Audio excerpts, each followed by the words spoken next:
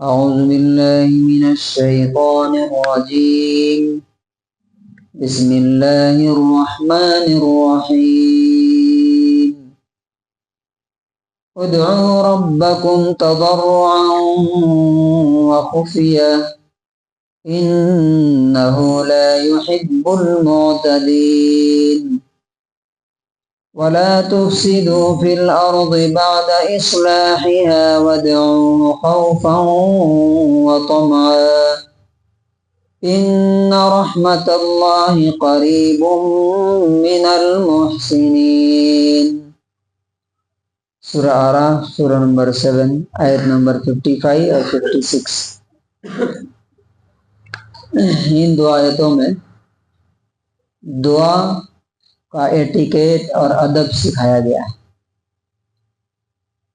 اس کا اردو ترجمہ ہے ادعو پکارو دعا کرو ربکم اپنے رب کو تضرعا عاجزی کے ساتھ انکساری کے ساتھ ہمبلنس کے ساتھ وخفیہ اور چپکے چپکے دھیرے دھیرے انہو بے شک وہ لا یحب پسند نہیں کرتا ہے المعتدین حد سے آگے گزرنے والوں کو لمٹ کراس کرنے والوں کو. ولا تفسدوا اور بگاڑ پیدا مت کرو فی الارض زمین میں بعد اصلاحها اس کے سدھارنے کے بعد یعنی زمین کے صحیح ہونے کے بعد اس کو بگاڑنے کی کوشش نہ کرو. وادعوہ اور اس کو پکارو خوفاً ڈرتے ہوئے وطمعا اور اس سے امید کرتے ہوئے. ان رحمت اللہ بے شک اللہ کی رحمت قریب پاس ہے قریب ہے کس کے من المحسنین نیک اور اچھے لوگوں کے احسان کرنے والوں. اس کا انگلش ٹرانسلیشن ہے Call upon your Lord in humility and privately. Indeed, he does not like the transgressors. And do not cause corruption upon the earth after its reformation. And call him in fear and aspiration. Indeed, the mercy of Allah is near to the doers of good. بہت ضروری ہے یہ باتیں سمجھنا. یہ دونوں آیتوں میں جو باتیں ہیں پہلی آیت میں دو بات اللہ نے کہی. کیا ہے وہ؟ دو ورڈ یوز کیے ہیں. اپنے رب کو پکارو تضرع اور خفیہ. تضرع کیا چیز ہوتی ہے کہ جب انسان دعا کے لیے ہاتھ اٹھائے یا دعا کرنے جائے تو اس کے دل میں اور اس کی زبان دونوں پر عاجزی ہو انکساری ہو. اور فار ایگزامپل جیسے اللہ تعالیٰ تو مجھے یہ دے دے وہ دے دے وہ دے دے ڈائریکٹ شروع نہیں کرنا بلکہ پہلے اللہ کی تعریف کرنا. نبی صلی اللہ علیہ وسلم پہ درود پڑھ. جیسے نبی صلی اللہ علیہ وسلم نے فرمایا کہ تم یہ نہ کہو کہ اے اللہ اگر آپ چاہیں تو مجھے دے دیجئے اور نہ چاہیں تو مت دیجیے. ایسا آدمی کون کرتا ہے جو سمجھتا ہے کہ مجھے کچھ خاص ضرورت نہیں. نہیں، یہ کہا گیا ہے کہ تم اس طرح سے مانگو کہ جیسے اللہ تعالیٰ تمہیں ضرور دے گا اس یقین کے ساتھ. اور ہمبلنس عاجزی اپنے آپ کو کچھ نہیں نتھنگ میں کچھ نہیں ہوں اللہ ہی جو دیا ہے جو دے گا وہی میرا ہوگا. تو ایک ہمبلنس ہے. دوسرا کیا ہے خفیہ دھیرے دھیرے چلا چلا کے زور زور سے. آپ دیکھتے ہیں نا مسجدوں میں کیسے دعائیں ہوتی ہیں بالکل اپوزٹ ہے اس کے. اتنا زور زور سے دعائیں مانگتے ہیں پتہ نہیں کب سے یہ شروع ہوا. اب دیکھیے حدیث میں اس کی تشریح کی گئی. صحابہ کرام کہتے ہیں یہ بخاری کی حدیث ہے 2992 کہ کننا مع النبی صلی اللہ علیہ وسلم ہم لوگ نبی صلی اللہ علیہ وسلم کے ساتھ تھے. اذا اشرفنا علی الوادی، جب ہم کسی پہاڑ کے وادی میں چڑھتے تھے تو حللنا وکبرنا وارتفعت اصواتنا، ہم لوگ زور زور سے لا الہ الا اللہ، اللہ اکبر کہتے تھے۔ نبی صلی اللہ علیہ وسلم نے فرمایا ایھا الناس، اے لوگو، اربعوا علی انفسکم، اپنے آپ پہ رحم کرو، انکم لا تدعون اصم ولا غائبا، تم لوگ اتنا زور زور سے چلا رہے ہو، تم لوگ کسی بہرے کو اور غائب کو نہیں پکار رہے، ایبسنٹ نہیں ہے وہ تم سے۔ انکم تدعون انہ سمیع قریب وہو معکم، وہ ہر چیز سننے والا، تم سے پاس، تمہارے پاس، اور وہ تمہارے ساتھ ہے، اس کو تم پکار رہے۔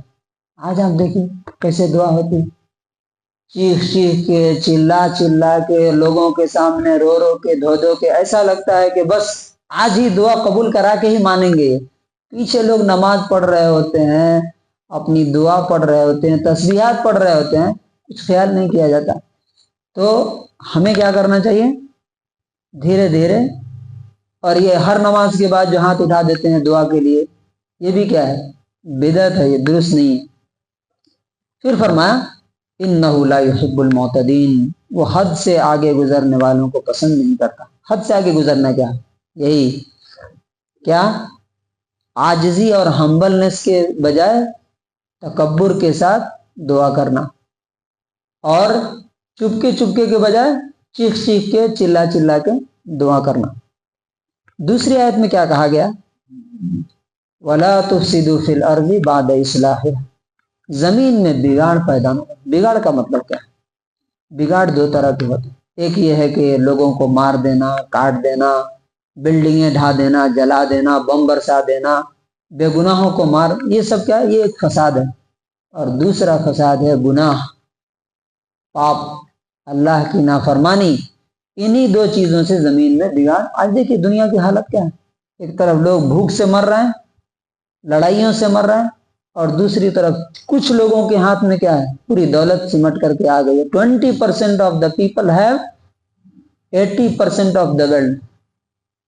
تو یہ فساد اور بگاڑ پیدا نہ کرو۔ اور وَادْعُوهُ خَوْفًا وَطَمَعًا، اب یہاں پر دل کی بات آ رہی ہے۔ اللہ کو جو پکارو تو کیسے پکارو؟ خوفاً و طمعا، یہ دو چیزیں رہیں گی تبھی اللہ تعالیٰ ہماری دعا قبول کرے گا۔ ڈر بھی ہو اللہ سے کہ پتہ نہیں اللہ مجھے عذاب نہ دے دے، مجھے سزا نہ دے میرے گناہوں کی وجہ سے، اور اس کی رحمت سے امید بھی ہو کہ نہیں اللہ تعالیٰ ضرور میری دعا کیا کرے گا؟ سنے گا۔ ہم لوگ کیا کرتے ہیں عام طور پہ؟ کچھ دن دعا مانگی، قبول نہیں ہے، چھوڑو اللہ تعالیٰ میری بات نہیں سنتا، میں نہیں مانگوں گا۔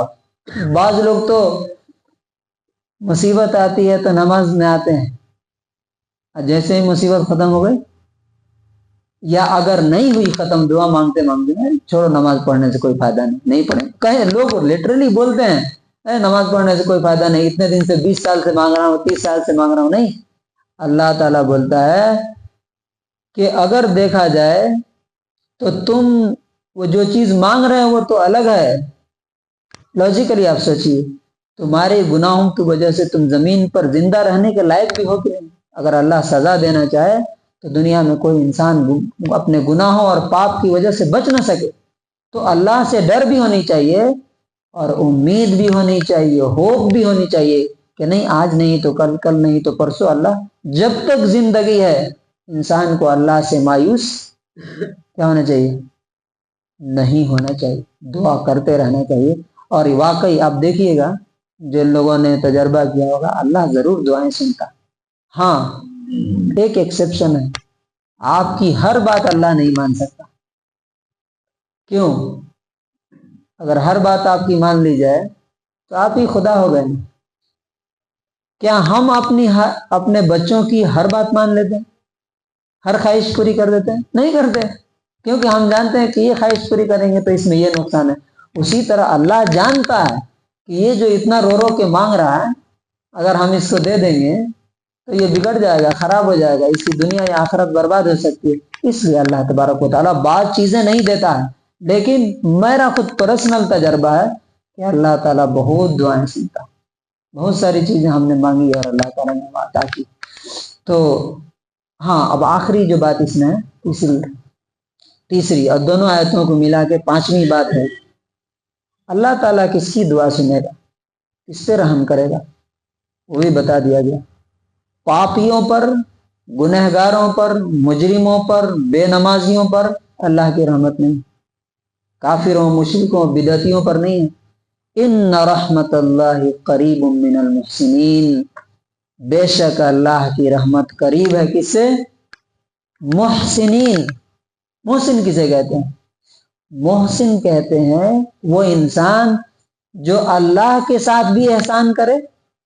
احسان کا معنی کیا ہوتا ہے؟ اچھائی کرنا، یعنی اپنے رب کی بھی عبادت کرے ایکسلنٹ لیول پہ جا کر کے، اور بندوں کے ساتھ بھی، لوگوں کے ساتھ بھی، انسانوں کے ساتھ بھی اس کا سلوک اور بیہیویئر کیسا ہو؟ ایکسلنٹ لیول پر ہو۔ ایسے لوگوں کی اللہ تبارک و تعالیٰ ان پہ رحم کرتا ہے، ان کی دعا سنتا ہے، ان کی مدد کرتا ہے۔ رہے وہ لوگ جو دن رات کرائمز کر رہے ہیں، مجرمانہ کام کر رہے ہیں، جب مصیبت آئی تب اللہ کے پاس آ کر کے مانگنے لگے، اللہ تعالیٰ ایسے لوگوں کی بات نہیں سنتا۔ تو اللہ تبارک و تعالیٰ سے دعا ہے کہ یہ جو اس میں دعا کے جو آداب بتائے گئے ہیں، نمبر 1 ہمبلنس کے ساتھ، عاجزی کے ساتھ دعا کرنا۔ نمبر 2 چھپ کر کے دھیرے دھیرے من ہی من میں دعا، لوگوں کو دکھانے کے لیے نہیں۔ نمبر 3 ڈرتے ہوئے۔ نمبر 4 اللہ سے امید رکھتے ہوئے کہ اللہ ضرور دعا قبول کرے گا۔ ان چاروں آداب کا ایٹیکیٹس اگر لحاظ کریں گے تو اللہ ضرور ہماری دعا قبول کرے گا۔ اللہ تعالیٰ سے دعا ہے کہ اللہ تبارک و تعالیٰ ہماری دعائیں قبول کرے، اور یہ جو کنڈیشنز ہیں ان کو ہمیں پورا کرنے کی توفیق نصیب کرے۔